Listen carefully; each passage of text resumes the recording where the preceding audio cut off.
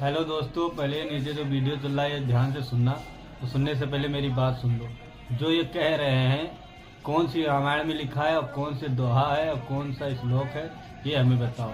पता नहीं कौन इन्हें दिल्ली का सीएम बना दिया है। आता जाता कुछ नहीं है, वैसे हवाबाजी में बोल रहे हैं। वीडियो सुनो पहले, देखो पहले क्या कह रहे हैं। तो एक दिन रामचंद्र जी खाने का इंतजाम करने जंगल में गए।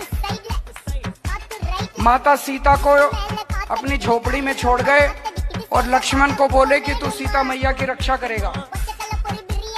इतने में रावण आया सोने का हिरण बन के।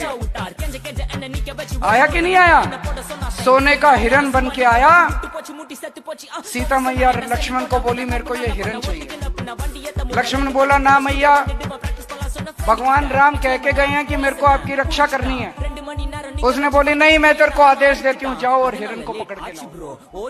लक्ष्मण के पास चारा नहीं था, लक्ष्मण चला गया और वो रावण अपना वेश चेंज करके और सीता मैया का हरण करके ले गया।